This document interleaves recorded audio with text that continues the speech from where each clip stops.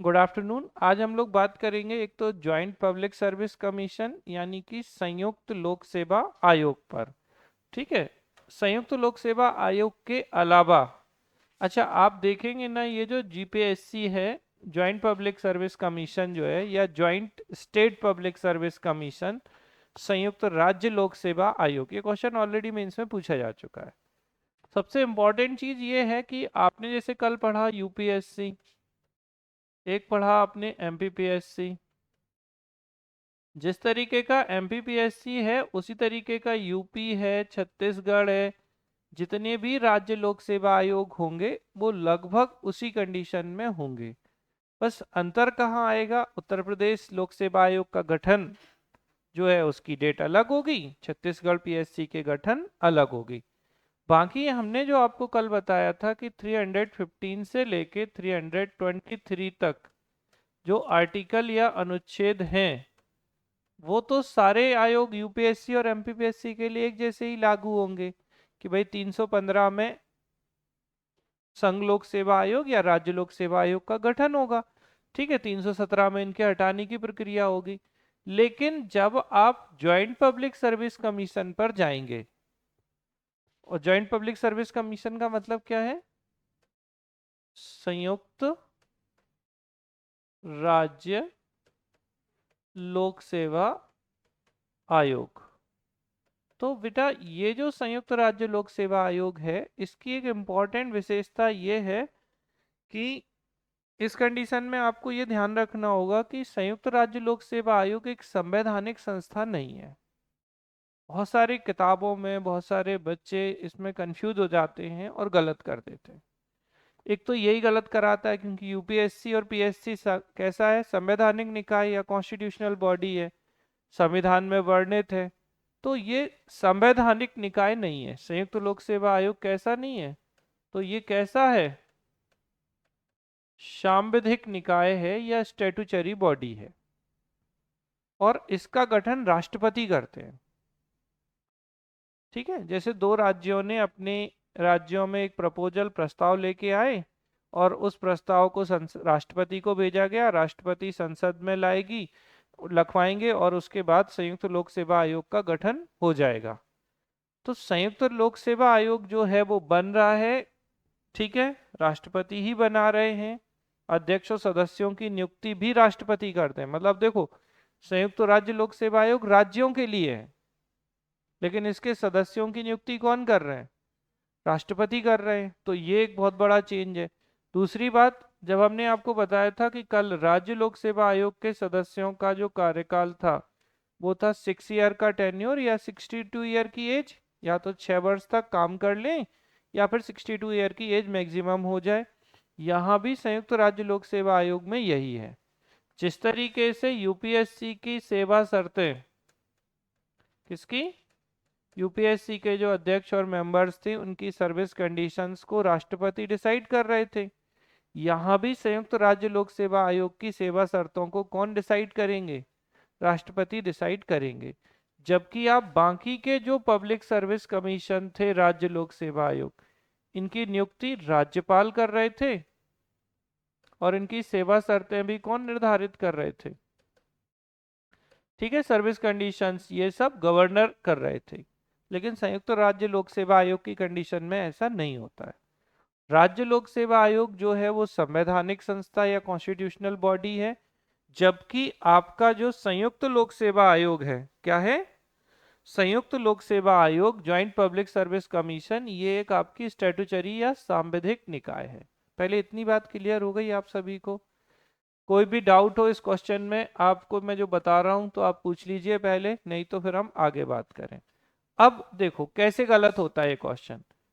भारत के संविधान के अनुच्छेद 315 के अनुसार दो या दो से अधिक राज्य आपसी सहमति से राज्यों के उस समूह के लिए एक लोक सेवा आयोग का गठन किया जा सकता है। संसद तब कानून द्वारा संयुक्त राज्य लोक सेवा आयोग की नियुक्ति का प्रावधान कर सकती है जब इस प्रकार के संकल्प प्रत्येक राज्य के विधानमंडल के प्रत्येक सदन द्वारा पारित किया जाना आवश्यक है। ठीक है। अधिकारियों की नियुक्ति भारतीय संविधान के अनुच्छेद 316 में कहा गया है कि संयुक्त राज्य लोक सेवा आयोग के अध्यक्ष और अन्य सदस्यों की नियुक्ति भारत के राष्ट्रपति द्वारा की जाएगी। अच्छा, आपको लग रहा होगा एक तरफ तो आप बता रहे हो आर्टिकल के अनुसार, और फिर भी आप कह रहे हो कि ये संयुक्त राज्य लोक सेवा आयोग जो है वो संवैधानिक निकाय नहीं है। दिमाग समझ में आ रही है? देखो क्या हो रहा है कि इसकी जो नियुक्ति है वो इस आर्टिकल के अनुसार तो हो रही है, लेकिन इस आर्टिकल में उनकी नियुक्ति का वर्णन नहीं है। नहीं समझ में आई? अच्छा चलो और सरल कर दो, आप ये समझ लो कि यूपीएससी और पीएससी दोनों संवैधानिक निकाय हैं। इतनी बात क्लियर है। लेकिन जो आपका संयुक्त राज्य लोक सेवा आयोग है वो सांविधिक निकाय है, बात खत्म। या यूं समझो कि संसद में कानून बनाकर उसे बनाया जाएगा, वो है नहीं 315 में।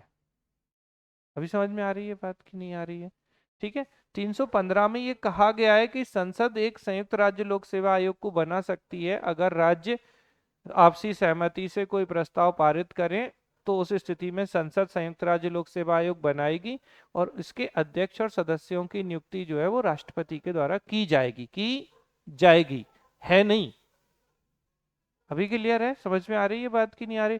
तो कंफ्यूज मत होना, बहुत इंपॉर्टेंट क्वेश्चन है यूपीएससी उत्तर प्रदेश पीएससी का। मेजर बच्चा ये सोचता है कि यार ये तो 316 में खुद ही कह रहे हैं संयुक्त राज्य लोक सेवा आयोग के अध्यक्ष और अन्य सदस्यों की नियुक्ति भारत के राष्ट्रपति द्वारा की जाएगी। राष्ट्रपति करते हैं ये नहीं लिखा है, जब बनेगा संसद के द्वारा तो राष्ट्रपति नियुक्त कर देंगे। ठीक है, समझ में आ रही दोनों में? जब आप राज्य लोक सेवा आयोग पढ़ेंगे तो क्या होता है, राज्य लोक सेवा आयोग के अध्यक्ष और सदस्यों की नियुक्ति राज्यपाल द्वारा की जाती है। मतलब एक शब्द में ही पूरा का पूरा मामला पलट जाता है, सो कृपया ध्यान रखिएगा। कार्यकाल मैंने कहा चूंकि राज्यों के लिए बनना है और राज्यों के जो अध्यक्ष और सदस्य हैं उनका कार्यकाल कितना है, 6 ईयर और 62 ईयर है, तो यहाँ पर भी 6 ईयर और 62 ईयर होता है, जो भी पहले होगा। फिर 317 में ये कहा गया था कि राज्य लोक सेवा आयोग या संघ लोक सेवा आयोग के सदस्यों को कैसे हटा सकते हैं, तो यहाँ पर भी संयुक्त राज्य लोक सेवा आयोग का कोई भी सदस्य भारत के राष्ट्रपति को लिखित में अपना इस्तीफा दे सकता है। एक तो तरीका ये है कि आप खुद ही रेजिग्नेशन दे दो, दूसरा तरीका क्या हो सकता है, तो सर्वोच्च न्यायालय द्वारा संदर्भ दिए जाने के बाद राष्ट्रपति आयोग के अध्यक्ष या किसी अन्य सदस्य को उसके कार्यालय से निलंबित करने का अधिकार रखता है। तो जैसे संयुक्त राज्य किसको हटा रहे थे, यूपीएससी के सदस्यों को हटा रहे थे, पीएससी के सदस्यों को हटा रहे थे, वैसे ही राष्ट्रपति किसको हटा सकते हैं, संयुक्त राज्य लोक सेवा आयोग के सदस्यों को हटा सकते हैं। क्लियर है? आपको समझ में आ रही है बात?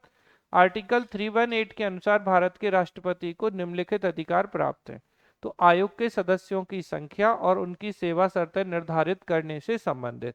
आप पहले भी ये चीज देख रहे थे कि संघ लोक सेवा आयोग के जो सदस्य थी उनकी सेवा शर्तें राष्ट्रपति निर्धारित कर रहे थे, उनकी सदस्य संख्या राष्ट्रपति निर्धारित कर रहे थे, तो यहाँ पर भी राष्ट्रपति करेंगे। कंफ्यूजन क्या होता है कि ये तो राज्य के लिए है तो राष्ट्रपति क्यों, क्योंकि राज्यों ने खुद कहा है कि हमारे लिए एक संयुक्त लोक सेवा आयोग बना दो। एग्जाम्पल में दूं, जैसे पंजाब हरियाणा का एक संयुक्त क्या है, हाईकोर्ट है, ऐसे ही इनका पंजाब और हरियाणा का संयुक्त राज्य लोक सेवा आयोग भी है। अच्छा, ये संयुक्त ही चलते हैं, हम अलग भले हो गए लेकिन हमें एक साथ ही रहने दो। ठीक है, तो ये है आपकी बात। अब देखो 2022 में क्वेश्चन आया था, दो या दो से अधिक राज्यों के लिए संयुक्त लोक सेवा आयोग बनाने की क्या प्रक्रिया है। ठीक, आप ऑलरेडी पढ़ चुके हैं। तो सर्वप्रथम भारत शासन अधिनियम 1935 में संयुक्त लोक सेवा आयोग के गठन का प्रावधान था। संवैधानिक प्रावधान अनुच्छेद 315 सब क्लॉज 2 में है, लेकिन प्रवृत्ति कैसी है, सांविधिक, यानी स्टैट्यूटरी बॉडी है, कॉन्स्टिट्यूशनल बॉडी नहीं है। सर्वप्रथम गठन पंजाब हरियाणा के लिए किया गया था 1966 में। प्रक्रिया क्या है, तो राज्य विधानमंडल आग्रह करेगा संसद द्वारा विधान के माध्यम से इसका गठन, और आप जानते हो कि ऐसी संस्थाएं जिनका निर्माण संसद के किसी कानून के माध्यम से होता है वो संस्थाएं कैसी होती हैं, सांविधिक होती हैं। अब समझ में आ रही है ना बात? तो इसके अध्यक्ष और सदस्यों की नियुक्ति राष्ट्रपति द्वारा होती है। इनका कार्यकाल 6 ईयर और 62 ईयर का होता है। इनकी सेवा शर्तों का निर्धारण प्रेसिडेंट के द्वारा किया जाता है। हटाना साबित कदाचार और अक्षमता वही आधार है कि आधार पर राष्ट्रपति हटा सकता है, लेकिन सर्वोच्च न्यायालय की रिपोर्ट के आधार पर, खुद से नहीं।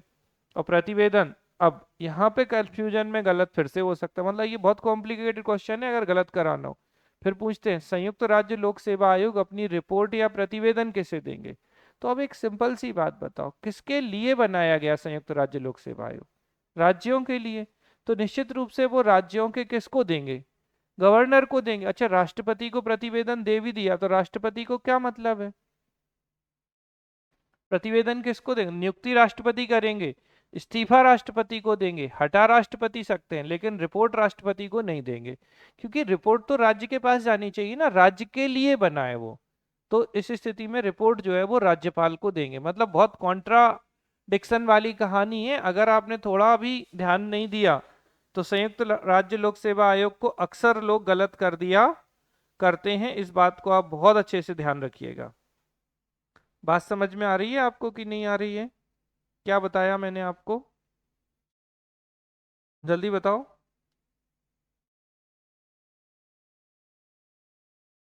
क्या बताया? कि संयुक्त राज्य लोक सेवा आयोग का गठन दो राज्यों के विधानमंडल की आग्रह पर संसद द्वारा किया जा सकता है। इसके अध्यक्ष और सदस्यों की नियुक्ति राष्ट्रपति द्वारा की जाती है। इनका कार्यकाल 6 वर्ष और 62 वर्ष अधिकतम होता है। इनको हटाने की शक्ति राज्यपाल की है। ये अपना इस्तीफा राज्यपाल को देते हैं, लेकिन ये अपनी रिपोर्ट राज्यपाल को देते हैं इस्तीफा क्या? याद रखिएगा, नियुक्ति राष्ट्रपति, सेवा शर्तें राष्ट्रपति, हटाने की शक्ति राष्ट्रपति, लेकिन अपना क्या प्रतिवेदन जो रिपोर्ट जो देंगे वो गवर्नर को देंगे। ठीक है, हो पाएगा? कोई समस्या किसी को? लाइव में किसी का कोई क्वेश्चन हो तो पहले पूछ लो, इसके बाद फिर अपन आगे चले, नहीं तो। जी बोलिए।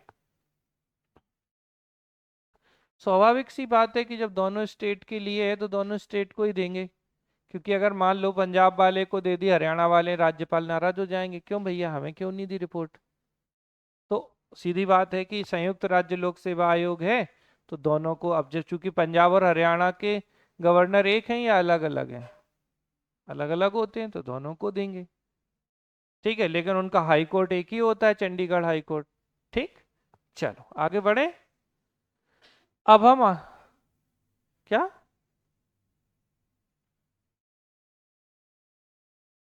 ए बुद्धू हो यार तुम, इतनी देर के बाद तुमने ऐसा क्वेश्चन पूछ के दिल दुखा दिया। संयुक्त लोक सेवा आयोग दो राज्यों के लिए बना है और संघ लोक सेवा आयोग पूरे भारत के लिए बना है। अच्छा है, खैर बुद्धू नहीं हो, बढ़िया हो, तुमने पूछ तो लिया। और सुन लो, देखो आप लोग ना अच्छे से समझ लो, अब कोई जल्दी नहीं है, क्योंकि हम समझ गए आप कितने महान हैं आप सब। एक है यूपीएससी। यूपीएससी को क्या बोलते हैं? संघ लोक सेवा। अब नहीं बोलो आप लोग लाइव वाले, बस क्वेश्चन पूछना हो तभी बोलना बस आप। और जब आपको मेरी बात पूरी हो जाए ना कि हाँ आपने सुन लिया और आपको समझ में नहीं आया, तभी बोलना।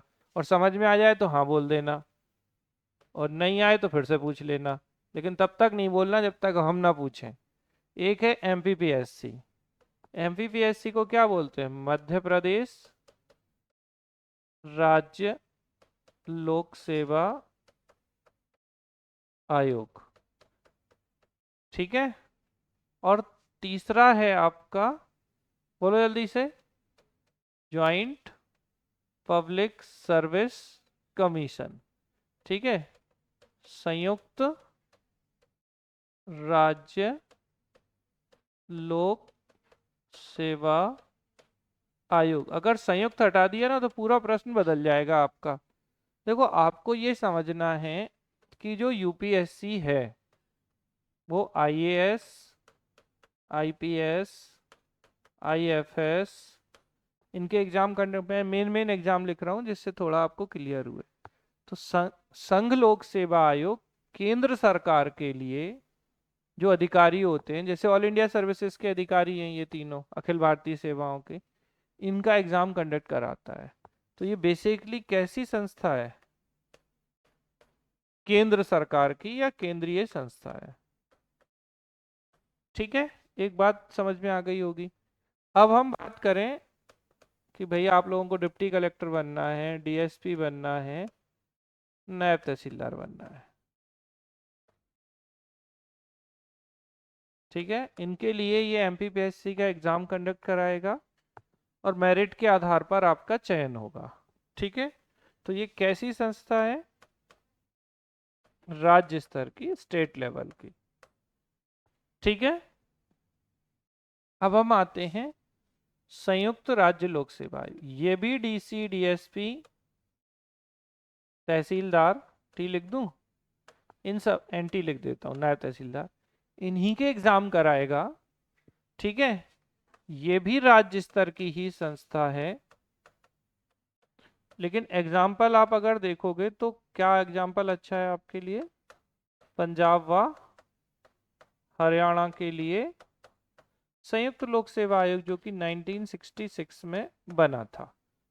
तो ये बेसिकली सिर्फ पंजाब और हरियाणा राज्य के लिए जो डिप्टी कलेक्टर, डीएसपी, तहसीलदार और भी जो विभिन्न पद होते हैं, इनके लिए एग्जाम कंडक्ट कराएगा और उनके माध्यम से नियुक्ति करेगा। तो ये राज्य स्तर पर है, ये भी राज्य स्तर पर है और ये केंद्र के स्तर पर है। अब यहां क्या हो रहा था कि राष्ट्रपति क्या कर रहे थे? प्रेसिडेंट किसकी नियुक्ति कर रहे थे? तो अध्यक्ष की और यूपीएससी के सदस्यों की। ठीक है, तो chairman and members of the union public service commission, यही कर रहे थे राष्ट्रपति जी। यहां पर जब हम देखें तो एमपीपीएससी जो है, मध्य प्रदेश लोक सेवा आयोग, इसके चेयरमैन यानी श्री राजेश लाल मेहरा हैं वर्तमान में अध्यक्ष, और जो सदस्य हैं इनकी नियुक्ति कौन करेगा? तो इनकी नियुक्ति कर रहा है राज्यपाल। ठीक है, यानी कि श्री मंगू भाई पटेल जो हैं वर्तमान राज्यपाल, ये इनकी नियुक्ति करते हैं। अब अगर हम बात करते हैं जॉइंट पब्लिक सर्विस कमीशन की, तो इनकी नियुक्ति कौन करेंगे? इनकी नियुक्ति करेंगे राष्ट्रपति। ठीक है, मतलब फिर से यहाँ वही दो स्थितियां हैं, एक इसके अध्यक्ष और इसके सदस्य। तो इनकी नियुक्ति किसने की? राष्ट्रपति ने की।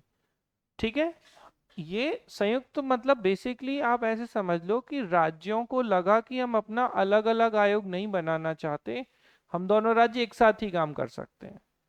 ठीक है, तो उन्होंने ज्वाइंट पब्लिक सर्विस कमीशन, दोनों राज्यों की विधानसभाओं में प्रस्ताव आया, उन्होंने पारित किया, राष्ट्रपति को भेजा, राष्ट्रपति ने संसद में आया, संसद ने इस प्रस्ताव को पारित कर दिया। जैसे ही संसद में ये पारित हो गया, संयुक्त लोक सेवा आयोग बन गया।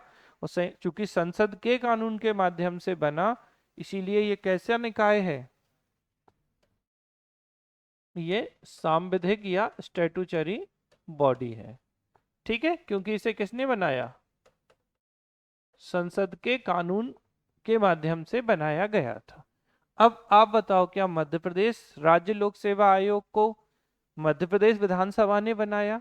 नहीं बनाया, ये तो ऑलरेडी संविधान में वर्णित था। इसीलिए ये कैसी संस्था है? संवैधानिक या कॉन्स्टिट्यूशनल। ठीक है, ये भी बात आई होप क्लियर हो गई होगी। जब हम बात करें संघ लोक सेवा आयोग की, तो संघ लोक सेवा आयोग भी पहले से ही गठित है। संसद ने कोई अलग से इसके लिए कानून नहीं बनाया, ना कुछ किया। तो ये भी कैसी है? संविधान के प्रावधानों के ही अनुरूप ये बनी और संविधान से ही इसे शक्तियां प्राप्त हैं। तो ये भी कॉन्स्टिट्यूशनल बॉडी या संवैधानिक निकाय है। ठीक है, फिर और जाएं तो कार्यकाल। अब आपको पता ही है कि 6 वर्ष का कार्यकाल या 65 वर्ष की उम्र अधिकतम होती है, तो ये काम कर सकते हैं। अच्छी बात यह है कि यहाँ राज्य वाले 6 या 62 ईयर, और ज्वाइंट पब्लिक सर्विस कमीशन में भी चूंकि राज्यों में ही काम करेगा, तो राज्यों जैसी ही स्थितियां इस पे रहेंगी। ठीक है, तो ये हो गया। अब बात करते हैं इस्तीफा तो इस्तीफा पी लिख दें प्रेसिडेंट के लिए, प्रेसिडेंट को देंगे। ठीक है, फिर यहाँ इस्तीफा राज्य लोक सेवा आयोग वाले किसको देंगे? गवर्नर यानी राज्यपाल को। और अगर हम यहाँ इस्तीफे की बात करें तो इस्तीफा या रेजिग्नेशन किसको देंगे? प्रेसिडेंट को। और देखो एक बहुत कॉमन सी चीज है, जो भी अपॉइंटमेंट अथॉरिटी होती है, जो आपको नियुक्त करने वाली संस्था है या जो भी व्यक्ति है, तो भाई जो आपको अपॉइंट करेगा उसी को आप इस्तीफा दोगे। क्या आप कभी ऐसा करोगे कि भाई नियुक्ति कोई और कर दे, इस्तीफा हम किसी और को दे देंगे? क्या ये संभव है? बताओ मुझे आप लोग। भाई सीधी बात है, क्या बोलते हैं? बोले जिनने अपॉइंट किया होगा हम उन्हीं से बात करेंगे, उन्हीं को इस्तीफा देंगे। इसी तरीके की चीजें होती। तो जब अपॉइंट किसी और ने नहीं किया, अपॉइंट जिसने किया उसी को आप इस्तीफा दोगे। अब लेकिन तीनों स्थितियों में जब हटाने की बात आएगी, रिमूवल पावर, तो संघ लोक सेवा आयोग यानी यूनियन पब्लिक सर्विस कमीशन के अध्यक्ष और सदस्य तीनों को हटाएंगे कौन? राष्ट्रपति। तो अगर हम यहाँ आर लिख दें, आर मतलब रिमूवल पावर या हटाने की बात करें, तो हटाएंगे कौन? राष्ट्रपति। यहाँ भी अगर हम रिमूवल पावर की बात करें तो भी प्रेसिडेंट। और यहाँ भी अगर हम आरपी लिख रहा हूँ, रिमूवल पावर हटाने की शक्ति, तो यहाँ भी प्रेसिडेंट। तो एक कॉमन चीज है कि तीनों के ही सदस्यों को हटाएंगे कौन? प्रेसिडेंट। और तीनों में ही क्या होगा कि जब तक जांच नहीं हो जाएगी, संसद में प्रस्ताव पारित नहीं होगा, सर्वोच्च न्यायालय की जांच नहीं होगी, तब तक आप हटा नहीं सकते। इतनी चीजें आपको ये ध्यान रखनी है बढ़िया से। ठीक है, क्लियर है आप लोगों को ये? शुरुआत में ये 1950 में बना, ये 1 नवंबर 1956 को बना, 27 अक्टूबर को इसको नोटिफिकेशन आ गया था। और संयुक्त राज्य लोक सेवा आयोग जो कि पंजाब हरियाणा के लिए कार्य करता है, वो 1966 में बना था। बात खत्म। ठीक है, अब चाहो तो इसका पिक ले लो, जिससे कि आपको अगर ऐसा लगे कि बाद में कुछ देखना समझना है तो पूछ लीजिए। अब बोलिए बेटा लाइव क्लास।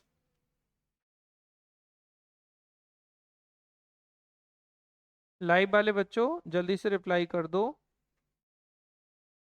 क्लियर है? कोई समस्या?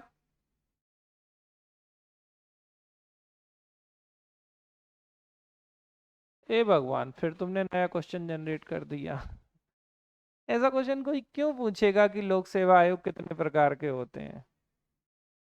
उसके बाद बहुत क्वेश्चन है पूछने के लिए। आप पूछ रहे हो, कोई नहीं पूछेगा आपसे।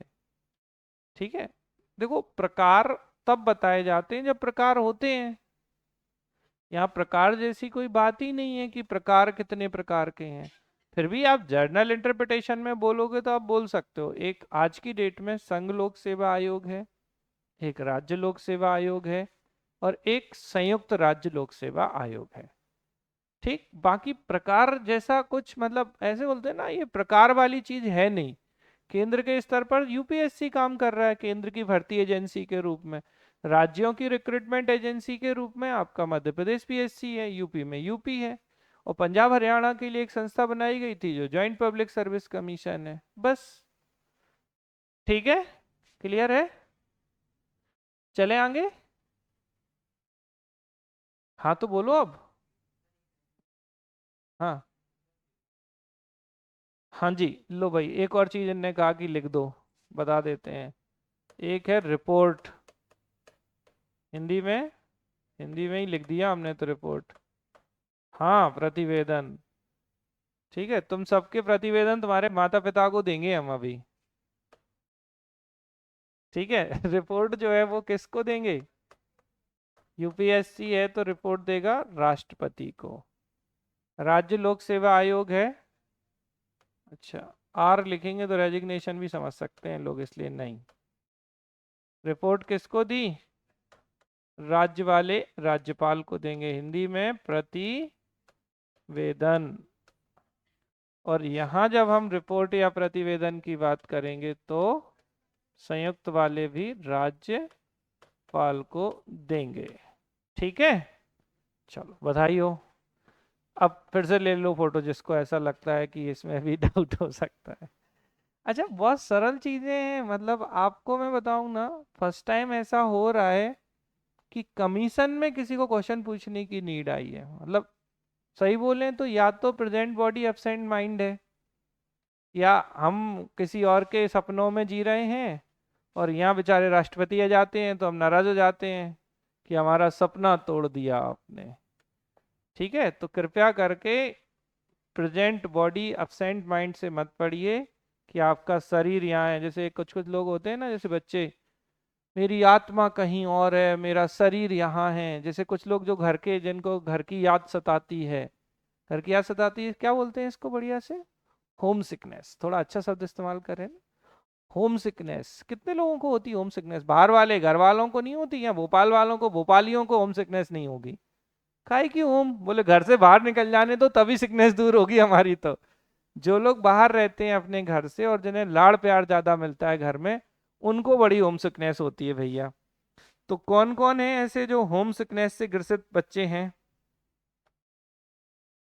कोई नहीं है? एक तो मुझे पता है कौन है, जिसका नाम मैं नहीं लूंगा। हाँ, सही है ना? नहीं है? चलो, तो देखो बेटा, होम सिकनेस हो चाहे कोई सिकनेस हो, आपको अधिकारी बनना है ना, तो सिख होके अधिकारी नहीं बन सकते आप। इस बात को आप ध्यान रखिए, ठीक है? तो याद रखिए, जीवन में कुछ पाना है ना तो आपको बहुत त्याग करने पड़ेंगे। स्वर्ग पाने की पहली शर्त है, बिना मरे स्वर्ग नहीं मिलता। मतलब आपको स्वर्ग जाना है तो उससे पहले मरना है। तो ऐसे ही बिना पढ़े सिलेक्शन नहीं मिलता, तो बहुत कष्टों के बाद सिलेक्शन मिलता है। इसलिए कृपया करके अपने माइंड को स्टेबल रखिए। और याद रखिए, जिन लोग पीछे रह जाते हैं ना, मैं बता रहा हूँ, पता क्या होता है, आप कुछ और ही धुन में हो। जैसे मान लो 1:30 बजा, भूख लग रही है, दिमाग तो टिफिन पे रखा है या खाने पे रखा है, आपको कहाँ से समझ में आएगा? अरे खा के बैठो ना, 12 से 12:30 के बीच में आपको 20-25 मिनट का टाइम मिलता है। अगर ऐसा लगता है कि भाई हम 2 सवा 2 तक नहीं, अब मुझे बहुत तेज भूख लग रही है, बताओ क्या करें? मैं दिमाग अपने टिफिन पे लगाऊंगा तो पता नहीं यार क्या क्या बोलूंगा, फिर मैं सोचूंगा सब्जी क्या आई होगी। है ना, वो मानव प्रवृत्ति है, लेकिन इससे सिलेक्शन थोड़ी होगा आपका। चलो नेक्स्ट आ जाते हैं हम नीति आयोग पे।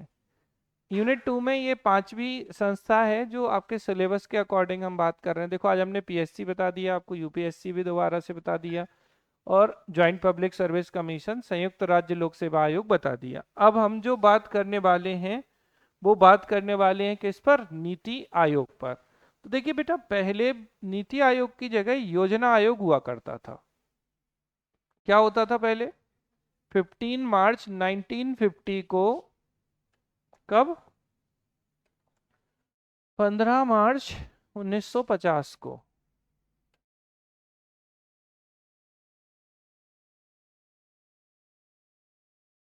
ठीक है, योजना आयोग, जिसे हम क्या कहते हैं, पीसी लिख दें, प्लानिंग कमीशन। तो बेटा योजना आयोग का गठन जो है ना, सबसे पहले, ऑडियो बंद कर लो बेटा, किसका ऑन है ये? 15 मार्च 1950 को किया गया था, 15 मार्च 1950 को, ठीक है। बाद में क्या हुआ कि इस आयोग को 1 जनवरी 2015 को किसमें कन्वर्ट कर दिया गया? तो नीति आयोग में बदल दिया गया, ठीक है। तो वास्तव में देखा जाए तो शुरुआती स्थिति या ऐतिहासिकता, हिस्टोरिकल बैकग्राउंड क्या है कि प्लानिंग कमीशन बनाया गया था भारत में 5 ईयर प्लान्स जो हैं उनको बनाने के लिए। तो पंचवर्षीय योजनाओं के निर्माण करना ही इसका मुख्य कार्य था। और इसके पदेन अध्यक्ष, समझिएगा आप शब्द पे थोड़ा सा, क्या कहा हमने? पदेन अध्यक्ष, ठीक है। तो इंग्लिश में बोलते हैं एक्स ऑफिसियो चेयरमैन, ठीक है। एक्स ऑफिसियो चेयरमैन या पदेन अध्यक्ष जो होते हैं, मतलब जो व्यक्ति पद पर है वो ऑटोमेटिकली अध्यक्ष बन जाएगा। तो योजना आयोग के पदेन अध्यक्ष होते थे प्रधानमंत्री, पीएम। कौन होते थे? प्रधानमंत्री, ठीक है। मतलब सीधी बात कि योजना आयोग बना 15 मार्च 1950 को, और हमारे पहले प्रधानमंत्री कौन थे? श्री पंडित जवाहरलाल नेहरू। तो योजना आयोग बनाया इन्होंने, और पहले पदेन अध्यक्ष कौन बन गए? तो पंडित जवाहरलाल नेहरू इसके पहले अध्यक्ष बन गए। कौन बने? पंडित जवाहरलाल नेहरू। किसके बेटा? योजना आयोग के। काम क्या है इसका? तो पंचवर्षीय या 5 ईयर जो योजनाएं हैं इनको बनाना इसका मेन काम था। ठीक है, तो 5 ईयर प्लान जिसको हम बोलते हैं पंचवर्षीय योजनाओं का निर्माण करना, इसका महत्वपूर्ण काम था। बेसिकली क्या करता था?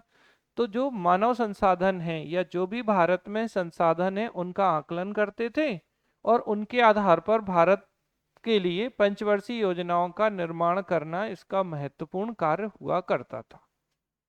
ठीक है, लेकिन इसमें क्या कमी थी इस योजना आयोग में कि इसमें राज्यों की कोई हिस्सेदारी नहीं थी। मतलब योजनाएं तो राज्यों के लिए ही बननी है भाई। अगर कोई दिल्ली में बैठ के योजना बना रहा है तो किसके लिए बनाएगा वो? दिल्ली के लिए या पूरे 28 राज्यों के लिए? राज्यों के लिए योजना बन रही, और राज्यों के ही सदस्य इसमें हुआ नहीं करते थे। तो पहले ये संस्था कैसी थी? केंद्रीय संस्था के रूप में या सेंट्रल इंस्टीट्यूशन के रूप में वर्क करती थी। कौन? योजना आयोग। तो होता ये था कि जिनके लिए योजना बनानी है उनको पता ही नहीं है कि क्या बना रहे हैं। अब अगर मान लो बिना किसी स्पेशल इन्वेस्टिगेशन या प्रॉपर सिस्टम के आपने योजना बना दी, और ये जो योजनाएं हैं उनमें राज्यों की कोई हिस्सेदारी नहीं होती थी, तो डिस्प्यूट होता था। क्योंकि कई बार ऐसा होता था कि वो योजना राज्यों के लिए उतनी प्रभावी नहीं होती थी। तो इन समस्याओं को सॉल्व करने के लिए योजना आयोग को किसमें परिवर्तित किया गया? नीति आयोग में। अच्छा, अभी भी पदेन अध्यक्ष इसके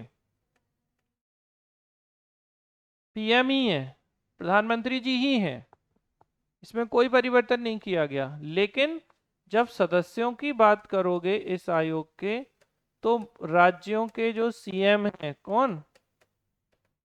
राज्यों के मुख्यमंत्री, केंद्र शासित प्रदेशों के उपराज्यपाल, इनको शामिल कर लिया गया।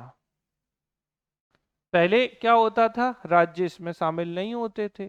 तो अब ये कैसी संस्था हो गई नीति आयोग? एक संघीय, ठीक है, या और अच्छा शब्द इस्तेमाल करें तो सहकारी संघवाद। किस पर आधारित हो गई बेटा ये? Cooperative federalism. तो ये सहकारी संघवाद पर आधारित हो गई। अब पहले ये शब्द समझना जरूरी है आपको कि कोऑपरेटिव फेडरलिज्म का मतलब क्या होता है। तो केंद्र तथा राज्यों के मध्य समन्वय की भावना, केंद्र तथा राज्यों के मध्य समन्वय की भावना, और आसान कर दो तो cooperation between centre and state. मतलब केंद्र और राज्य दोनों ही एक दूसरे को कॉपरेट करेंगे।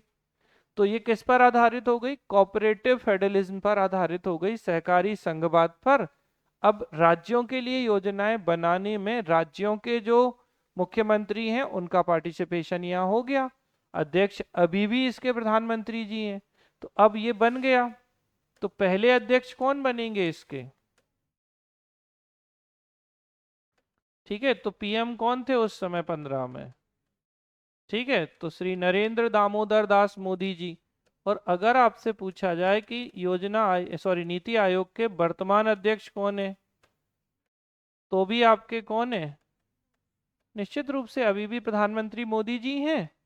तो अच्छी बात यह है कि इसके पहले अध्यक्ष नीति आयोग के मोदी जी, और वर्तमान अध्यक्ष भी मोदी जी थे। लेकिन अगर आपसे पूछा जाए कि योजना आयोग के अंतिम अध्यक्ष कौन है, तो भी मोदी जी। देखो बेटा, नरेंद्र मोदी जी 2014 में पहली बार प्रधानमंत्री बने, और 2015 में बना नीति आयोग। किसकी जगह? योजना आयोग की जगह। तो निश्चित रूप से 1 साल इन्होंने काम किया, मई से लेके दिसंबर तक तो काम किया ना, 31 दिसंबर 2014 तक। तो ये हो गए योजना आयोग के अंतिम अध्यक्ष मोदी जी। अब इसी को योजना आयोग को नीति आयोग में बदल दिया गया, तो यही आगे कंटिन्यू रहे तो पहले पदेन अध्यक्ष कौन हो गए नीति आयोग के? मोदी जी, और वर्तमान अध्यक्ष भी मोदी जी हैं। ये सारे क्वेश्चन एग्जाम में बहुत बार पूछे गए हैं, सो कृपया आप बहुत अच्छे से ध्यान रखिएगा। ठीक है। अब अध्यक्ष के अलावा बेटा इसमें उपाध्यक्ष होता है एक। ठीक है।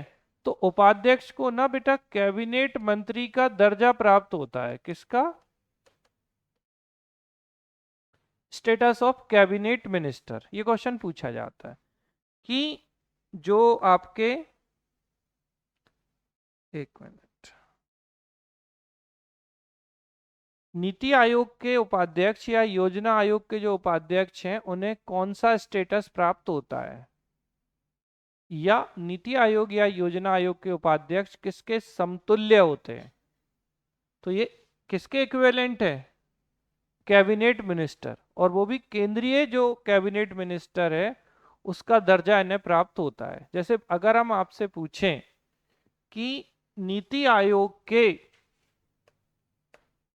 पहले उपाध्यक्ष कौन होंगे, तो पहले उपाध्यक्ष कौन थे? श्री अरविंद पनगड़िया। ठीक है। और वर्तमान उपाध्यक्ष कौन है? ठीक है, तो सुमन के वेरी जो है वो वर्तमान उपाध्यक्ष हैं। बेटा फिर से आपने ऑडियो ऑन कर लिया, किसका ऑन है ये? पहले उपाध्यक्ष अरविंद पनगड़िया और वर्तमान उपाध्यक्ष जो हैं वो सुमन के बेरी हैं। किसकी बात कर रहे हैं हम? नीति आयोग के। ऐसे क्वेश्चंस खूब आए हैं एग्जाम में। ठीक है। अगर आपसे पूछें योजना आयोग के पहले उपाध्यक्ष कौन थे? पक्का?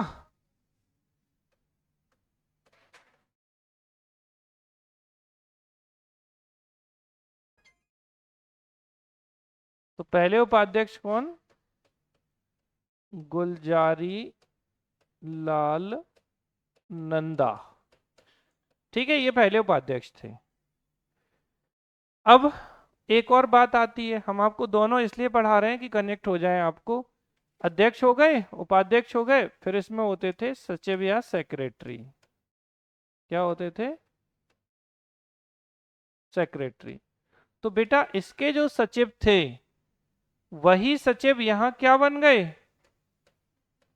अब इन्हें सीईओ कहने लगे। क्या कहने लगे सचिव को? चीफ एग्जीक्यूटिव ऑफिसर, मुख्य कार्यकारी अधिकारी। तो अब फिर से दो प्रश्न बनेंगे कि पहले सीईओ कौन होंगे और वर्तमान सीईओ कौन होंगे। तो अगर आप देखें, अच्छा थोड़ा सा यहाँ ये ध्यान रखना कि ये अपन बात कर रहे हैं नीति आयोग की, ऊपर जो बात की वो योजना आयोग या प्लानिंग कमीशन की। तो पहले सीईओ कौन थे इसके? तो सिंधु श्री खुल्लर थे। और वर्तमान में कौन है? अच्छा, वी वी आर सुब्रमण्यम। तो वीवीआर सुब्रमण्यम साहब जो हैं ये याद रखना आप। ठीक है, वर्तमान सीईओ हैं। इनसे क्वेश्चंस देखो आप अच्छे से याद रखना, नाम यही हैं जो एग्जाम में कई बार आपको काम आएंगे। अब जैसे आपसे शॉर्ट क्वेश्चन पूछा गया नीति आयोग, तो आप बताएंगे, अच्छा नीति आयोग का फुल फॉर्म बताओ चलो।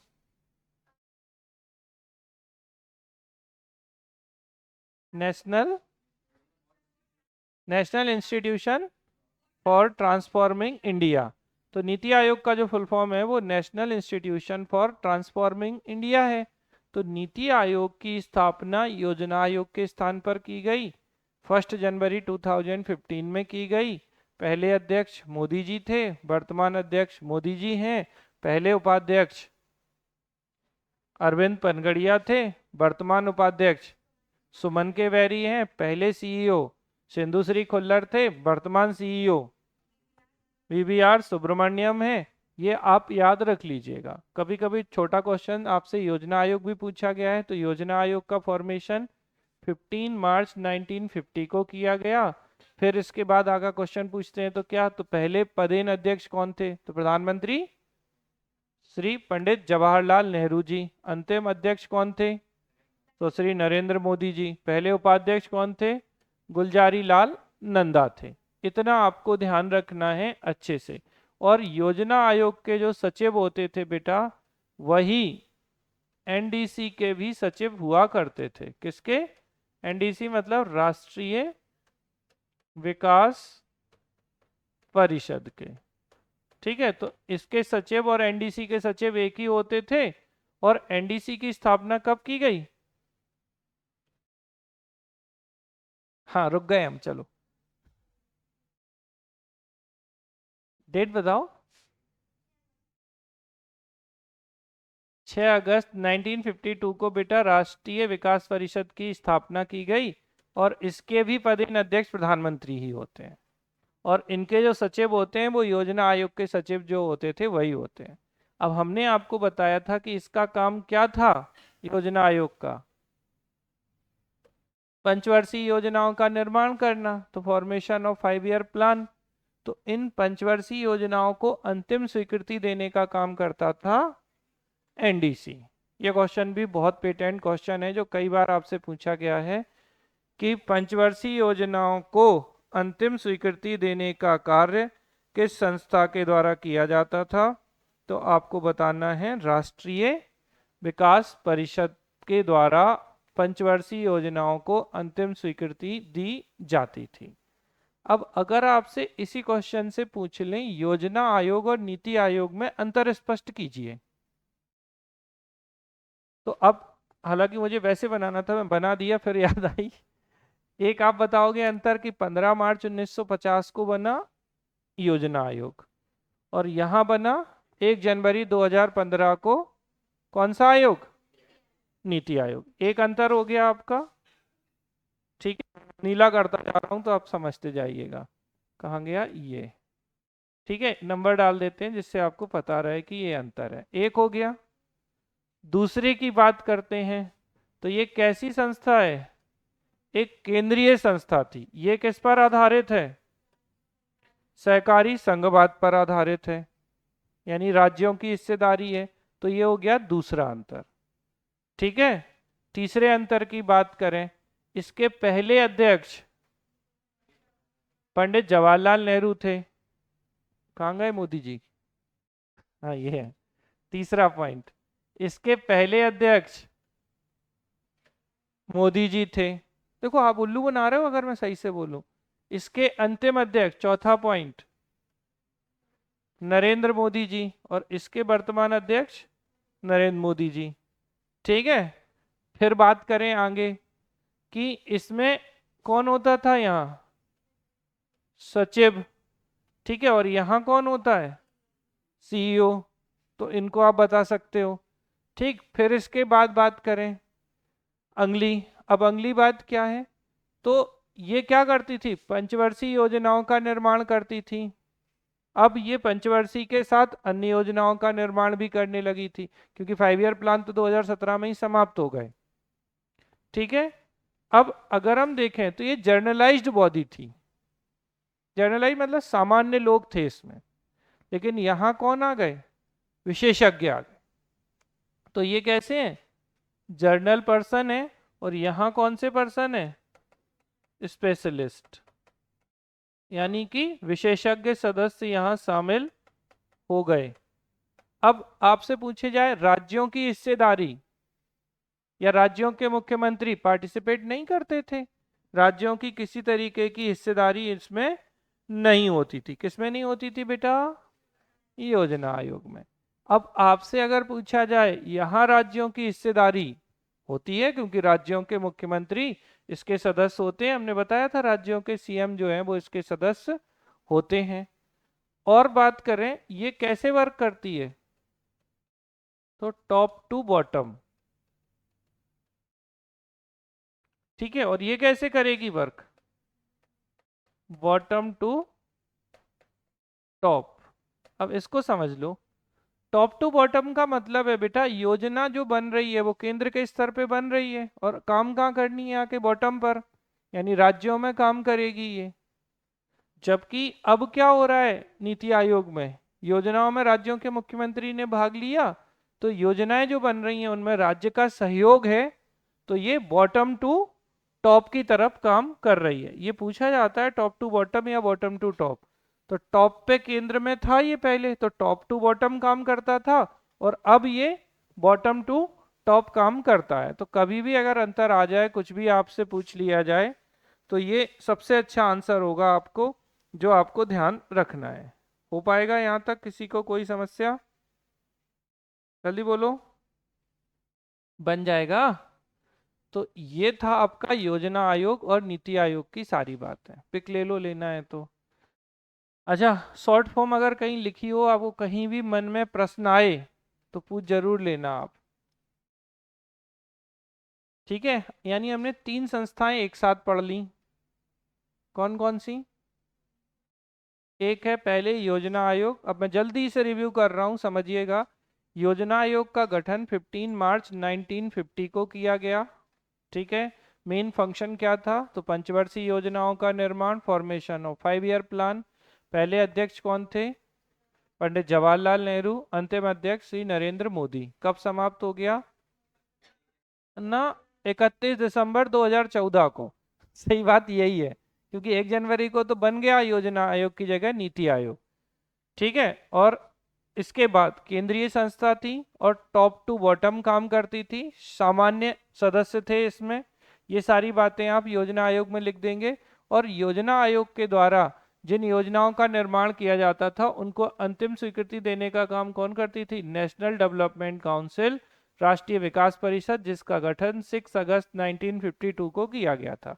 इसके पदेन अध्यक्ष ही प्रधानमंत्री होते थे। इसके पदेन सचिव योजना आयोग के ही सचिव होते थे। और एक ही काम लिखना है, final recommendation of 5 year plan, यानी पंचवर्षीय योजनाओं को अंतिम स्वीकृति देना इसका महत्वपूर्ण कार्य था। एनडीसी से क्वेश्चन पूछा गया है। और एनडीसी भी बेटा किस पर आधारित है? तो ये भी सहकारी संघवाद या कोऑपरेटिव फेडरलिज्म पर आधारित है। क्यों? क्योंकि इसमें केंद्र में प्रधानमंत्री के अलावा राज्यों के मुख्यमंत्री और अन्य सदस्य भाग लेते थे। फिर हम आए नीति आयोग पे, तो हम आ जाते हैं NITI, तो national institution for transforming India. ठीक है। गठन 1 जनवरी 2015 को। पदेन अध्यक्ष प्रधानमंत्री। ठीक है। किस पर आधारित? तो कोऑपरेटिव फेडरलिज्म पर। ठीक। तो पहले अध्यक्ष प्रधानमंत्री, वर्तमान अध्यक्ष श्री नरेंद्र मोदी जी ही पहले और वर्तमान है। पहले उपाध्यक्ष श्री अरविंद पनगड़िया, वर्तमान उपाध्यक्ष श्री सुमन के वैरी। पहले CEO सिंधु श्री खुल्लर, वर्तमान CEO VVR सुब्रमण्यम। ठीक है। और किस पर काम करेगी? तो कोऑपरेटिव फेडरलिज्म पर काम करेगी और बॉटम टू टॉप काम करती है। ठीक है। इतनी चीजें आपको बढ़िया से ध्यान रखनी है। उम्मीद करते हैं कि समझ में आ गया होगा। अब ये छोटी सी बातें हैं जो हम ऑलरेडी बता चुके हैं। National institution for transforming India नई दिल्ली में हेडक्वार्टर है। अध्यक्ष प्रधानमंत्री होते हैं, पहले नरेंद्र मोदी हैं। पहले उपाध्यक्ष श्री अरविंद पनगड़िया थे। पहले CEO सिंधु श्री खुल्लर थे। ये सब बातें हमने आपको बता दी।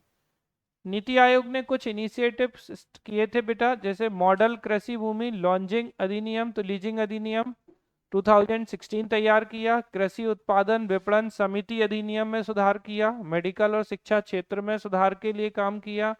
डिजिटल भुगतान, तो भीम ऐप के माध्यम से भारत में गरीबी उन्मूलन। अच्छा, गरीबी पे रिपोर्ट जो है ना वो नीति आयोग ही जारी करता है। पॉवर्टी के जो आंकड़े हैं, किसके? पॉवर्टी या गरीबी के जो आंकड़े हैं वो कौन जारी करता है? तो पॉवर्टी के आंकड़े बेटा आपको ये ध्यान रखना है कि कौन सी संस्था? नीति आयोग जारी करती है। फिर कृषि विकास पे कार्य करती है, हिमालयी राज्य क्षेत्रीय परिषद पे काम करती है, और शहरी आधारभूत संरचना पर दक्षिण एशियाई क्षेत्रीय सम्मेलन का आयोजन भी नीति आयोग के माध्यम से किया जाता है। ठीक, ये हम आपको ऑलरेडी बहुत बार बता चुके हैं। अब नीति आयोग ने 15 मार्च 1950 को गठित योजना आयोग का स्थान लिया था। नीति आयोग कैसी संस्था है? हाँ, ये बताना भूल गए थे। एक गैर संवैधानिक गैर सांविधिक निकाय है। चूंकि हम ऑलरेडी पहले भी आपको बता चुके हैं, अगर याद हो तो, एक ऐसी बॉडी है, non constitutional non statutory body है। ठीक है। नीति आयोग के क्रियान्वयन का दायित्व केंद्र और राज्य सरकार दोनों पर है। उपाध्यक्ष की नियुक्ति प्रधानमंत्री करते हैं, जिनको कैबिनेट मंत्री का दर्जा प्राप्त होता है। सीईओ भारत सरकार के सचिव स्तर के जो अधिकारी हैं उनके इक्वल होते हैं और जिसे निश्चित कार्यकाल के लिए प्रधानमंत्री द्वारा नियुक्त किया जाता है। नीति आयोग योजना आयोग की तरह कोई वित्तीय आवंटन नहीं करता। तो आपको ये ध्यान रखना है कि फाइनेंशियल एलोकेशन जो है वो नहीं करता, मतलब नीति आयोग नहीं करता, योजना आयोग करता था।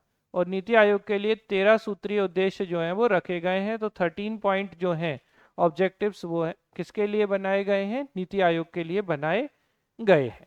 ठीक, अब बात की तो 1 जनवरी 2015 को गठित हुआ। अध्यक्ष प्रधानमंत्री होते हैं। काउंसिल में सभी राज्यों के मुख्यमंत्री और यूनियन टेरिटरी के उपराज्यपाल इसमें शामिल होते हैं। ठीक है, और जहां केंद्र शासित प्रदेश हैं जैसे दिल्ली, और कहाँ है केंद्र शासित प्रदेश में विधानसभा, पौंडीचेरी, तो दिल्ली और पौंडीचेरी विधानसभाओं के जो मुख्यमंत्री होते हैं वो भी इसमें शामिल होंगे, क्योंकि राज्यों के मुख्यमंत्री शामिल। और विशेष आमंत्रित सदस्य जो होते हैं विभिन्न क्षेत्रों के विशेषज्ञ होते हैं। तो स्पेशली अगर आप बात करोगे, स्पेशल इनवाइटी मेंबर्स जो हैं वो स्पेशलिस्ट होते हैं अलग अलग क्षेत्रों के, क्योंकि हमने क्या बताया था कि नीति आयोग एक विशेषज्ञ संस्था है, स्पेशलिस्ट आएंगे। उपाध्यक्ष प्रधानमंत्री द्वारा नियुक्त, सदस्य पूर्णकालिक होते हैं और अंशकालिक।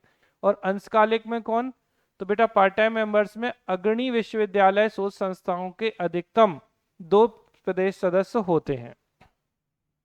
ठीक है, पदेन सदस्य मंत्रिपरिषद से अधिकतम 4 सदस्य प्रधानमंत्री द्वारा मनोनीत किए जाते हैं। तो मंत्रिपरिषद के भी 4 सदस्य इसमें होते हैं। और मुख्य कार्यकारी अधिकारी यानी सीईओ तो प्रधानमंत्री द्वारा नियुक्त होता है, जो भारत सरकार के कैसा होता है, सचिव के इक्वल अधिकारी होता है। और यह एक सलाहकारी निकाय है। नीति निर्माण में विश्वविद्यालय और शोध संस्थाओं के जो विशेषज्ञ हैं वो शामिल होते हैं। ये सारी बातें आप कर चुके हैं। तो ये हो गया आपका किससे संबंधित बात, नीति आयोग की संरचना। अब बात करते हैं नीति आयोग के जो गाइडिंग प्रिंसिपल्स हैं। तो बेटा गाइडिंग प्रिंसिपल्स में देखिए आपको ये ध्यान रखना है, भारत सरकार का थिंक टैंक है। थिंक टैंक समझते हैं कि भाई ठंड लग रही क्या, तो हमें बोलो ना, वो तो सुन लिया हमने, यहाँ चला दे बोले यहाँ की ठंडी कम करके यहाँ। थिंक टैंक का मतलब होता है बेटा कि इसमें स्पेशलिस्ट मेंबर होते हैं, ठीक, और उनके द्वारा प्रधानमंत्री जी को सलाह दी जाती है और उसके आधार पर योजनाओं का क्रियान्वयन और लागू करना सुनिश्चित किया जाता है। ठीक है, अब 1 जनवरी को गठन हुआ इसका। अंत्योदय, अंत्योदय क्यों, क्योंकि भाई जो भी गरीब हाशिएकृत वंचित वर्ग है, मतलब जो गरीब वर्ग है, जो वंचित वर्ग है, जो एकदम बिल्कुल बुरी स्थिति में है, उनके लिए योजनाएं बनाना है। और समावेशित किन्हें करना है, तो इंक्लूसिव में लिंग, क्षेत्र, धर्म, जाति का समापन हो जाए, सभी वर्गों का विकास सुनिश्चित हो सके। ग्राम विकास को प्रक्रिया से जोड़ना, धारणीयता क्या है, तो नियोजन और विकास प्रक्रिया। तो सस्टेनेबिलिटी में प्लानिंग एंड डेवलपमेंट प्रोसेस को अपनाना है। जनसंख्या लाभांश, ठीक है, विकास प्रक्रिया में जन सहभागिता। डेमोग्राफिक डिविडेंड समझते हैं कि जिस देश में ज्यादा जनसंख्या है उस ज्यादा जनसंख्या का लाभ उठाते हुए लोगों को अधिक से अधिक रोजगार प्रदान करें और वो निर्माण प्रक्रिया का हिस्सा बने, ये आपका डेमोग्राफिक डिविडेंड होता है। जैसे भारत में आपको पता है कि कार्यशील जनसंख्या ज्यादा है, चाइना में जैसे जिस तरीके से बुढ़ापे की तरफ लोग जा रहे हैं, तो हमारे यहाँ की जनसंख्या किस तरीके की है, हमारे यहाँ की जो जनसंख्या है वो कार्यशील जनसंख्या ज्यादा है, यूथ पॉपुलेशन ज्यादा है। धीरे धीरे हमारे यहाँ भी कम होंगे यूथ, ठीक है।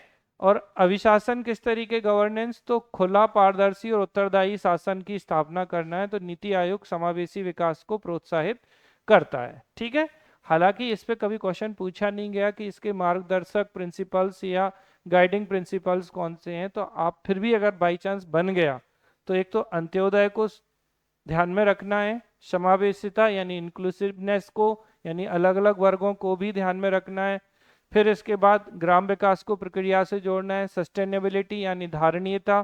फिर इसके बाद जनसंख्या लाभांश यानी डेमोग्राफिक डिविडेंड को ध्यान रखना है, और अभिशासन यानी गुड गवर्नेंस की तरफ आगे बढ़ना है। ठीक, उद्देश्य क्या है नीति आयोग के, तो विकास प्रक्रिया में निर्देश और राजनीतिक परामर्श देना। अब चूंकि किस पर आधारित है, सहयोगात्मक संघवाद, तो कोऑपरेटिव फेडरलिज्म का विकास करना। कार्यक्रम और नीतियां कार्यान्वयन हेतु प्रौद्योगिकी और क्षमता निर्माण करना।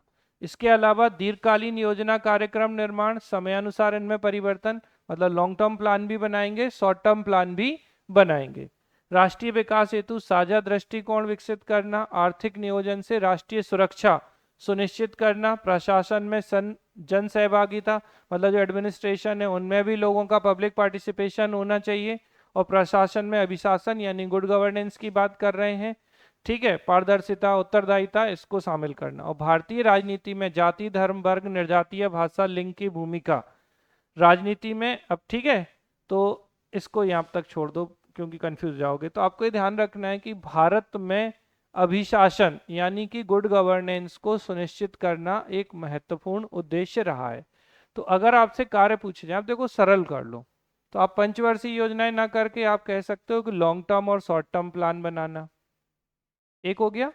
तो दीर्घकालीन योजनाएं और अल्पकालीन योजनाओं का निर्माण करना। इसे फिर सहयोगात्मक संघवाद का विकास, तो डेवलपमेंट ऑफ कोऑपरेटिव फेडरलिज्म, क्योंकि उसी पर आधारित है, तो ये आपको ध्यान रखना है। तीसरा, कार्यक्रम और नीतियों के कार्यान्वयन हेतु प्रौद्योगिकी और क्षमता निर्माण, दीर्घकालीन और ये सब बता दिया। राष्ट्रीय विकास के लिए साझा दृष्टिकोण और आर्थिक नियोजन से क्या करना है, राष्ट्रीय सुरक्षा सुनिश्चित करना है, और प्रशासन में जन सहभागिता, तो पब्लिक पार्टिसिपेशन इन एडमिनिस्ट्रेशन। और फिर गुड गवर्नेंस एस्टेब्लिश करना है, तो गुड गवर्नेंस कैसी होनी चाहिए, पारदर्शी और उत्तरदायी होनी चाहिए। तो यहाँ पे ट्रांसपेरेंसी और अकाउंटेबिलिटी को भी सुनिश्चित करने की बात की गई है। और आप अगर आपसे पूछा जाए तो किस पर बेस्ड है ये, कोऑपरेटिव फेडरलिज्म पर बेस्ड है। इसके अलावा कैसी है ये, कैसे वर्क करती है, टॉप टू बॉटम या बॉटम टू टॉप, तो बॉटम टू टॉप वर्क करती है आपकी कौन सी, नीति आयोग। अच्छा, क्वेश्चन जो हमने यहां बनाया इसी से आए हैं, वो तो मैंने एडिशनल क्वेश्चन ऐड किए हैं कि अगर बाई चांस कुछ और पूछ लेते हैं, किसी तरीके की चीजें अगर और आ जाती हैं तो उन स्थितियों में आप कर पाए। बाकी जो क्वेश्चन आए हैं वो किस तरीके के आए हैं मैंने आपको बता दिया। तो क्वेश्चंस जो आते हैं बड़े शॉर्ट से क्वेश्चन, जैसे 2 मार्कर पूछ सकते हैं, नीति आयोग, योजना आयोग या राष्ट्रीय विकास परिषद। 7 मार्कर में बन सकता है नीति आयोग। तो जो जितनी बातें हमने की आपको बताना है, कब बना, ऐतिहासिकता क्या थी, तो योजना आयोग की जगह बना, 1 जनवरी 2015 को बना। पदेन अध्यक्ष प्रधानमंत्री होते हैं, एक उपाध्यक्ष होते हैं, अन्य सदस्य होते हैं, सदस्यों में राज्यों के मुख्यमंत्री, और अगर केंद्र शासित प्रदेशों में विधानसभा है तो उनके मुख्यमंत्री भी होते हैं, और पूर्णकालिक और अंशकालिक सदस्य भी होते हैं, यानी विशेषज्ञ सदस्य भी होते हैं। इनको आपको बता देना है, फिर आपको कार्य बता देना है, हो गया। तो ये 7 मार्कर में आता है, तो ऐसे कर सकते हैं आप। और 10 में भी आए तो फिर जितनी कहानी पड़ी है वो सब डाल देना। ठीक, तो पहले तो ऐतिहासिकता पे ही थोड़ा लंबा चौड़ा बता सकते हैं आप उसमें। ठीक है, हाँ जी बोलिए।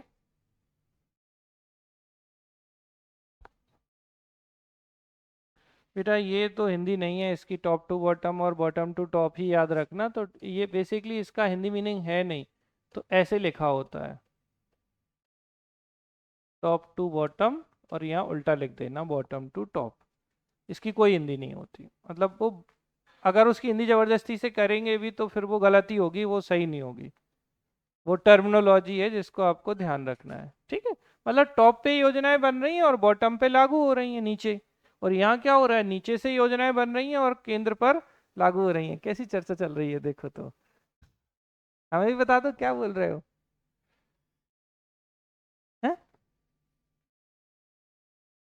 क्या कर रही थी, क्या आया, बताओ जरा क्या लिखा है टॉप टू बॉटम को, कुछ आ रहा है। अरे बोल दो, हंस लो पहले आप। हंसना पूरा हो गया हो तो बता दो कि क्या आया टॉप टू बॉटम में। कुछ नहीं आया, ठीक, बधाई हो। कुछ नहीं आया तो चलो, हो गया यहाँ तक। इनको आप ध्यान रखिए। ये हो गई हमारी कौन कौन सी संस्थाएं, तो हमने देखो public service commission, union public service commission और फिर जॉइंट पब्लिक सर्विस कमीशन, ये तीनों आपको बता दिए। इनमें आप लोग देख लो अगर कुछ भी पूछना है, यूपीएससी, एमपीपीएससी, जेपीएससी। इसके बाद हमने आपको योजना आयोग, प्लानिंग कमीशन, फिर इसके बाद नीति आयोग, और उसके बाद फिर हमने आपको राष्ट्रीय विकास परिषद, ये भी आपको बता दिया। चले आगे। अब ये तो था हमारा कमीशन वाला सेक्शन जो हमने आपको बता दिया, जैसे नीति आयोग की स्थापना केंद्र सरकार द्वारा 1 जनवरी 2015 को की गई थी। पदेन अध्यक्ष प्रधानमंत्री मोदी जी हैं, उपाध्यक्ष सुमन के वैरी हैं और सीईओ वीवीआर सुब्रमण्यम है। ठीक है, केंद्र सरकार की अपॉइंटमेंट होती है, केंद्र सरकार को ये अपना इस्तीफा दे सकते हैं। अब कौन इस्तीफा दे सकते हैं? तो प्रधानमंत्री जी तो देंगे नहीं, क्योंकि वो तो खुद ही केंद्र सरकार है। तो उपाध्यक्ष या जो इसके कौन है, सीईओ है। ठीक है, तो ये हमारा पहला सेक्शन हो गया जिसमें हमने क्या क्या, election commission, state election commission, CAG, UPSC, PSC, और बताएंगी आप? हाँ, चलो एक क्वेश्चन और कराने की इच्छा है बस, जाति की भूमिका। तो अब जो क्वेश्चंस है ना बेटा, अब ये स्ट्रेट क्वेश्चन आते हैं भारतीय राजनीति में। जैसे मैं आपको टॉपिक बताता हूँ, यहाँ ये मिक्स हो गया है। तो भारतीय राजनीति में जाति की भूमिका, धर्म की भूमिका, वर्ग की भूमिका, निर्जातीयता की भूमिका, भाषा की भूमिका और लिंग की भूमिका। ठीक है, तो आपसे अगर इंडिविजुअल पूछेगा ना तो कैसा क्वेश्चन बनेगा? भारतीय राजनीति में जाति की भूमिका, फिर भारतीय राजनीति में धर्म की भूमिका, भारतीय राजनीति में वर्ग की भूमिका, निर्जातीयता मतलब इथनिसिटी की भूमिका, लैंग्वेज यानी भाषा की, और सेक्स यानी कि लिंग की भूमिका। तो इंडिविजुअल हो सकते हैं। बड़ा क्वेश्चन पूछना होगा 10 मार्कर तो वो सारे एक साथ डाल देगा। भारतीय राजनीति में बिल्कुल एज इट इज जाति, धर्म, वर्ग, निर्जातीयता, भाषा और लिंग की भूमिका को स्पष्ट कीजिए। ठीक है, समझ में आ रही है बात? तो role of caste, religion, class, ethnicity, language, gender in Indian politics, ऐसा क्वेश्चन भी बना है। तो आपको फिर ऐसे मान लो कि आपको वो 10 मार्कर लिखना है, तो सबके आपको 2 मार्कर लिख देने हैं 6 के, तो हो जाएगा 12 मार्कर के हिसाब से 10 मार्कर, ऐसे मान सकते हैं। तो इसका पहला हिस्सा हम पढ़ते हैं, वो है भारतीय राजनीति में जाति की भूमिका समझाइए। ठीक, explain the role of caste in Indian politics. तो बेटा जाति प्रधान राजनीतिक दलों का विकास अगर हम देखें तो बहुजन समाज पार्टी का विकास हुआ, निश्चित रूप से आप ये समझते हैं। इवन हम समाजवादी पार्टी को भी कह सकते हैं कि जो जाति के आधारित बना। फिर जाति के आधार पर चुनाव क्षेत्र में उम्मीदवारों का चयन, selection of candidate in constituency on the basis of caste. आपने देखा होगा कि कई बार जो निर्वाचन क्षेत्र हैं उस पर्टिकुलर एरिया में जिस जाति के लोगों की संख्या ज़्यादा है उस कम्युनिटी के, उस जाति के भी व्यक्ति को क्या किया जाता है, कैंडिडेट के रूप में पार्टियां ध्यान रखती हैं। हालांकि इनका प्रभाव कम हो रहा है, लेकिन आप देखेंगे प्रभाव खत्म नहीं हुआ आज भी इसका। फिर राजनीतिक दलों द्वारा जातिगत आरक्षण के माध्यम से हितों को पूरा करना, आप अच्छे से जानते हो, जैसे मराठा रिजर्वेशन, बीच में अगर आपने सुना हो गुर्जर रिजर्वेशन, उससे पहले मीणा आरक्षण, इन पे काफी ज्यादा चीजें चली हैं। ठीक है, और बोलें तो जाट रिजर्वेशन, इस पे भी काफी चीजें चली हैं। फिर मंत्रिमंडल के निर्माण में जातिगत प्रतिनिधित्व। ठीक है, तो caste based representation in the formation of cabinet, जब मंत्रिमंडल का निर्माण किया जाता है बेटा तो इसमें भी जातिगत चीजों को ध्यान में रखा जाता है। मतलब क्या है, कोशिश ये की जाती है कि हर वर्ग को रिप्रेजेंटेशन दिया जाए। अब उसमें कैसे क्या ध्यान रखते हैं, मान लो एक एग्जांपल दूं कि भाई रीवा क्षेत्र में ब्राह्मण्स की संख्या ज्यादा है, तो अब इस स्थिति में आपको क्या ध्यान रखना है कि इसमें कैंडिडेट बनाने में, आप देखिए मध्य प्रदेश का इतिहास उठा के, आपको ज्यादातर जो कैंडिडेट्स मिलेंगे रीवा वाले एरिया से वो कौन होंगे, जो विधानसभा में जीत कर आए होंगे या जीतेंगे। आप चाहे विधानसभा अध्यक्ष बना लो या विधानसभा के सदस्य बना लो, तो ये चीज होती है। सेम चीज अगर आप भिंड मुरैना तरफ वाले एरिया में जाओगे तो आपको ये चीज किस में कन्वर्ट होते हुए दिखाई देगी, बताइए। यहाँ ब्राह्मण्स वाली संख्या उतनी नहीं है, तो यहाँ पर कौन ज्यादा है? ठीक, तो तोमर कम्युनिटी, कुशवाहा कम्युनिटी, इनका रिप्रेजेंटेशन आप ज्यादा देखेंगे। देखो मैं किसी को ब्लेम नहीं कर रहा हूँ, मैं जस्ट आपको एक बता रहा हूँ। आप देखिए इलेक्शन, और दूसरी बात जीतेगा कौन भाई, और छोटी जगहों पे देख लेते हैं। राजनीति में हम तो सरपंच का चुनाव लड़वा लेते हैं किसी को। अब आप देखो गांव में किन का सरपंच बनता है यूजुअली, जिस जाति के लोगों की संख्या अधिक होती है। लेकिन अब यहाँ पे पेंच कहाँ फंस जाता है कि आपको वो बांट दे। जैसे मान लो किसी पर्टिकुलर कास्ट की संख्या ज्यादा है, लेकिन उसके 4 कैंडिडेट खड़े करा दिए, डिवाइड एंड रूल, तो एक अलग स्थिति बन सकती है। लेकिन अगर आप देखोगे कि थोड़ा भी समझदार होगा, अगर पर्टिकुलर कम्युनिटी का एक अच्छा रिप्रेजेंटेटिव है उस कास्ट का किसी के पास, तो वो क्या करते हैं, नहीं नहीं अपन एक ही कैंडिडेट खड़ा करेंगे, इस बार मेरे घर से, अगली बार तेरे घर से, फिर देखो आपकी पर्टिकुलर कास्ट के ही लोग सरपंच बन जाते हैं। तो जाति की भूमिका है, क्योंकि संख्या बेस्ड होती है ये चीज। तो बहुत सारी चीजों में, इवन आपको पता है कैबिनेट या मंत्रिमंडल के निर्माण में भी जातियों को ध्यान रखा जाता है। मतलब मैं एग्जांपल बताता हूँ, मंत्रिमंडल में कैसे सेटिस्फाइड करते हैं, बोले एक ब्राह्मण पंडित जी होने चाहिए, एक ठाकुर कम्युनिटी से होना चाहिए, एक SC ST से होना चाहिए। तो आप अगर गौर करोगे ना, तो हर कम्युनिटी को रिप्रेजेंट करने की बात की, अभी तो मैं कम्युनिटी पे आ रहा हूँ, इवन कास्ट को रिप्रेजेंट करने की बात की जाती। बोले एक काम करो, एक OBC से किसी यादव को ले लो, ठीक है, किसी, अगर हम बात करें जैसे शिवराज सिंह चौहान, चौहान है, बेसिकली ये धाकड़ कम्युनिटी है, इनसे एक कैंडिडेट को ले लो, एक यादव कम्युनिटी से ले लो, एक ब्राह्मण से ले लो, अब तिवारी शुक्ला पंडित जी कोई भी हो सकते हैं, फिर एक कुशवाहा कम्युनिटी से ले लो, जैसे हमारे विधानसभा अध्यक्ष कौन है मध्य प्रदेश के, अरे कौन है मध्य प्रदेश विधानसभा के वर्तमान अध्यक्ष, जान मान के पूछ रहा हूं मैं आपसे, पहले कृषि मंत्री भी थे ये केंद्र के, इस्पात मंत्री भी थे, बोलो ना, पता तो है, श्री नरेंद्र सिंह तोमर, तो तोमर कम्युनिटी को रिप्रेजेंट कर दिया इन्होंने। तो चूंकि आप, अगर आप देखोगे ना, तो क्या हो रहा है, इसी तरीके से चीजों को किया गया है। फिर कोई ट्राइबल पर्सनैलिटी को भी ले लिया उन्होंने, अच्छा ट्राइबल में भी भील लेना है, गोंड लेना है, इस पे ध्यान रखा जाता है, तो जिनकी संख्या ज्यादा उनको रिप्रेजेंटेशन दिया जाता है। तो आप देखोगे कि कास्ट को रिप्रेजेंटेशन मिल रहा है, इवन काउंसिल ऑफ मिनिस्टर में मिल रहा है, कैबिनेट में मिल रहा है। जैसे आपको याद हो तो एक मंत्री जी ने अभी बड़ा विवादित बयान दिया था बीच में, अब नाम वाम नहीं लूंगा मैं, लेकिन उसके बावजूद उन्हें मध्य प्रदेश की कैबिनेट से हटाया नहीं गया, बहुत ही मोस्ट डिस्प्यूटेड स्टेटमेंट था वो।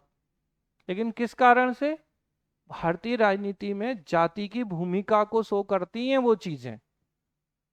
कुछ निर्णय आपको किस लिए लेने होते हैं, कि आपको बस सिस्टम को चलाना है। तो हम इसके फेवर में नहीं है, मैं आपको ये बता रहा हूँ कि ऐसे एग्जाम्पल्स हैं, आपको बताना है, लेकिन इसे आप इंटरव्यू में ये मत कहना कि नहीं साहब जाति निर्धारित कर रही है सब कुछ, ऐसा बिल्कुल नहीं है, ठीक है। मंत्रिमंडल के निर्माण में फिर राजनीति के अंतर्गत धर्मनिरपेक्षता को व्यवहार में लाया गया है, निर्णय प्रक्रिया में जाति की भूमिका है, डिसीजन मेकिंग में, चुनाव प्रकार में जाति के सहारा लिया जाता है। हम आप ही में से हैं, आप हमें वोट जरूर दीजिएगा, अब आप ही में से है मतलब आपकी जाति के हैं, समझ में आ रही ना। जाति के आधार पर राजनीतिक अभिजनों का उदय हुआ, और जाति के ही आधार पर आप देखोगे कि इनमें से क्या हो गया, तो आपको पॉलिटिकल एलाइट ग्रुप जो है, मतलब इन्हीं में अभिजन बन गए, अमीर बन गए। अब देखो हर एक जाति के कुछ अमीर लोग हैं जो किसके आधार पर आगे आए, एक तरीके से वो फ्यूडिटरीज बन गए, सामंत बन गए, क्योंकि वो अपनी जाति को रिप्रेजेंट कर रहे थे और बोलेंगे देखो हमसे नहीं बोलना, एक वोट नहीं मिलेगा तुम्हें हमारी जाति का, तो उस आधार पर वो आगे आ गए। तो क्या हुआ, जाति के आधार पर राजनीतिक अभिजनों का उदय हो गया। जातिगत दबाव समूह तो कैसे होते हैं, आपको अच्छे से ध्यान रखना है, कास्ट बेस्ड प्रेशर ग्रुप होते हैं। जैसे अभी आपने देखा होगा करणी सेना, सुनिए, कितने लोगों ने सुनी करणी सेना, करणी सेना का ग्रुप है, अगर कोई भी बात मनमानी हो वो एक दिन खड़े हो जाएंगे बोर्ड ऑफिस पे जाके, अगले दिन देखो सरकार झुक जाती है। तो क्या हो रहा है, जातिगत दबाव समूह है, मैं किसी विशेष को बात नहीं कर रहा हूं, मैं जस्ट आपको समझाने की कोशिश कर रहा हूं, तो उस चीज को ध्यान रखिए। फिर राजनीति में जाति की भूमिका होती है, इस बात को आपको ध्यान रखना है एट द एंड। तो राजनीति में अगर आपसे जाति की भूमिका पे बात की जाए तो याद रखना, जाति प्रधान राजनीतिक दलों का विकास, जाति के आधार पर चुनाव क्षेत्र में उम्मीदवारों का चयन, इसके अलावा मंत्रिमंडल में जाति के आधार पर क्या हो रहा है बेटा, प्रतिनिधित्व, फिर धर्मनिरपेक्षता को व्यवहार में लाने की कोशिश की जाती है, निर्णय प्रक्रिया में जाति की भूमिका, चुनाव प्रचार में जाति का सहारा, जाति के आधार पर राजनीतिक अभिजनों का उदय और जातिगत दबाव समूह। ठीक है, अब बात करते हैं इसकी आलोचनात्मक भूमिका की। तो बेटा अगर भारतीय जाति में राजनीति में हम बात करें, अब दो तरीके की चीजें हो सकती हैं, एक नेगेटिव एक पॉजिटिव। तो नेगेटिव देख लेते हैं।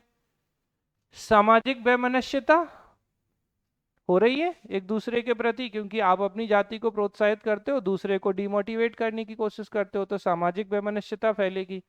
फिर सामाजिक संबंधों पे नकारात्मक प्रभाव, क्योंकि आपने क्या किया, आपने एक पर्टिकुलर को प्रमोट किया, बाकी लोगों को आपने कहा कि नहीं नहीं हम आपके साथ नहीं देंगे क्योंकि हम तो अपनी जाति का साथ देंगे। तो क्या हो जाएगी, जो सोशल रिलेशन है उन पर नेगेटिव इम्पैक्ट आएगा। फिर विशेष जाति के विकास पर बल, अब जो जाति ज्यादा शक्तिशाली और प्रभावशाली होगी उसी का डेवलपमेंट ज्यादा होगा। फिर वोट बैंक हेतु प्रयुक्त होते हैं भाई, डेफिनेटली एक किसी लीडर को पकड़ लिया, बोले आप अपनी जाति के पूरे वोट हमें दिलवा देना मैक्सिमम। समावेशी विकास की अवधारणा में बाधक, तो क्या हो रहा है, obstacle in the concept of inclusive development. अब भाई निश्चित रूप से अगर किसी पर्टिकुलर जाति का ही विकास होगा, उसी को प्रमोट किया जाएगा, उसी को आगे रखा जाएगा, तो आप समावेशी समावेशी विकास समझते हो, विकास की मुख्य धारा में गरीब से गरीब निम्न से निम्न वर्ग को समाहित करना है इंक्लूसिव डेवलपमेंट। मतलब डेवलपमेंट में हर एक व्यक्ति को शामिल करना, चाहे वो कितने ही निचले स्तर पर क्यों ना खड़ा हो।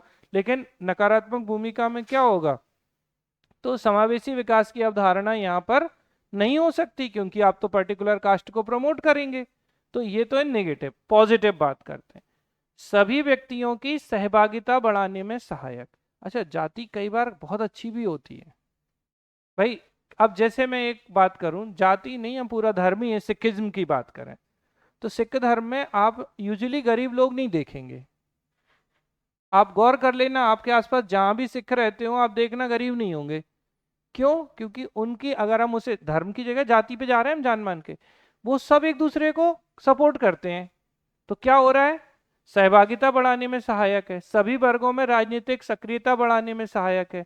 कि भाई हम अपनी जाति के लोगों को क्या करेंगे, एक्टिव बनाएंगे, जागरूक बनाएंगे, अवेयर बनाएंगे, तो ये पॉजिटिव चीज है। सभी नागरिकों को एक सूत्र बांधने में सहायक है। विशेष जाति की समस्या समाधान, अगर आप जाति की पॉजिटिव रोल देखेंगे तो वो अपनी जाति को रिप्रेजेंट करेंगे तो उनकी समस्याओं का समाधान होगा। संवैधानिक मूल्यों की स्थापना में सहायक, अतः जाति के नकारात्मक स्वरूप के स्थान पर सकारात्मक स्वरूप की स्थापना की आवश्यकता पर बल दिया जा रहा है। कि भाई नकारात्मक स्वरूप को ना देखते हुए हम उसके पॉजिटिव चीजों को देखें, इन चीजों को हमें ध्यान रखना है। तो ये था आपका पहला टॉपिक इसका, भारतीय राजनीति में जाति की भूमिका, और उसके बाद इसकी आलोचनात्मक मूल्यांकन, जिसमें नेगेटिव और पॉजिटिव एस्पेक्ट में आपको बताना है। ठीक, ये हो गया आपका यहां तक का। ठीक है, और पढ़ाएं, कुछ बोलते नहीं है। अच्छा, ये बहुत अच्छा है, अब क्या बोले, हाँ या ना। चलो रहने दो, आज के लिए इतना ही बहुत है। इसको आप अच्छे से इस वीडियो को रिपीट देख लीजिए, क्योंकि अगर आपको याद रखना है, मतलब 6 का मिशन है, अगर आप ढंग से देखोगे तो उन 6 के 6 को अच्छे से कनेक्ट करने की कोशिश करो।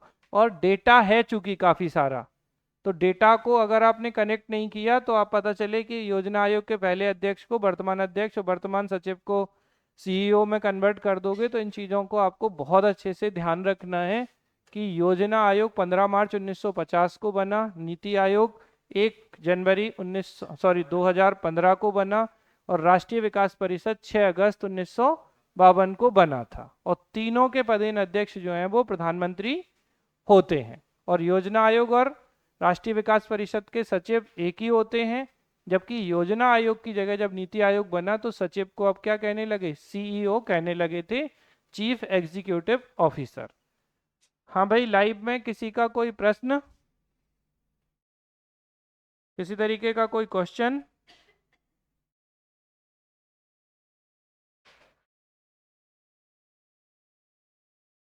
ठीक, और कोई क्वेश्चन किसी का? ठीक, तो मुख्य कार्यपालन अधिकारी या चीफ एग्जीक्यूटिव ऑफिसर जिसे हम बोलते हैं वो सीईओ होते हैं।